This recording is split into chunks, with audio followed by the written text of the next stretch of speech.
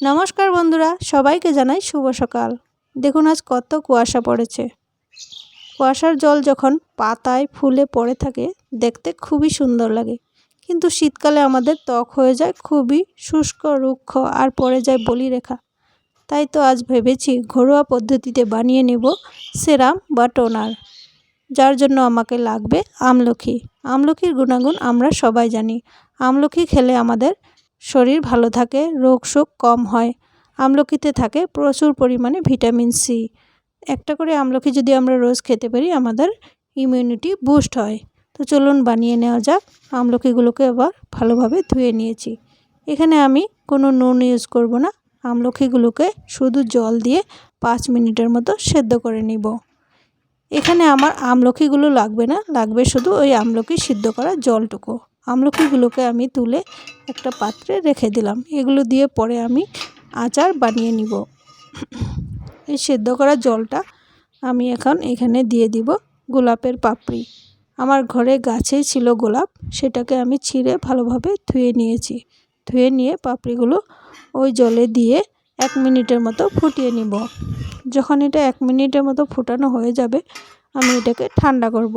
আপনাদের কাছে যদি গোলাপ না থাকে না দিলেও চলবে, পরে আমি এখানে গোলাপ জল ইউজ করব। দেখুন একটা সুন্দর কালার চলে এসেছে গোলাপের। এটা ঠান্ডা হয়ে গেছে, আমি এটাকে ছেঁকে নিয়ে একটা কাচের গ্লাসে রেখে দিলাম। খুবই সুন্দর একটা কালার চলে এসেছে। এখন আমি একটা বাটিতে নিয়ে নিলাম 3-4 চামচ। আমরা যে চালের ভাত খাই সেই চালই নিয়ে ভালোভাবে 2-3 বার এটাকে ধুয়ে নিব। ধুয়ে আমি ভালো জল দিয়ে এটাকে সারা রাত্রের জন্য ভিজিয়ে রাখব। এই চাল ধোয়া জলটা আমাদের লাগবে টোনার বানাতে। তো এখানে আমি সব ইনগ্রিডিয়েন্টগুলো নিয়ে নিলাম। নিয়ে নিয়েছি চাল ধোয়া জল, গ্লিসারিন, গোলাপ জল, ভিটামিন ই ক্যাপসুল আর ওই আমলকি সিদ্ধ করা জলটা। চাল ধোয়া জলটা নিয়ে নিলাম, এটা এখন ঢেলে দিব আমলকির জলের সাথে। আর এক এক করে গোলাপ জল, গ্লিসারিন আর ভিটামিন ই ক্যাপসুল দিয়ে ভালোভাবে মিশিয়ে নিলেই তৈরি হয়ে যাবে আমাদের টোনার বা সেরাম।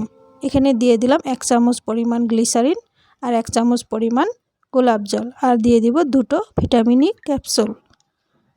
এগুলোকে সব আমি মিশিয়ে নিয়ে একটা স্প্রে বোতলে ভরে নিব। স্প্রে বোতলে ভরে নেওয়ার পরে আমরা যখনই মুখ ধুবো দিনে 2-3 বার, মুখ ধুয়ে এসে এটাকে স্প্রে করব মুখে। মুখে যখন স্প্রে করব তারপর হাত দিয়ে চাপ দিয়ে মুখটাকে শুকিয়ে নিব। শুকিয়ে নেওয়ার পরে আমরা ময়শ্চারাইজার ইউজ করব।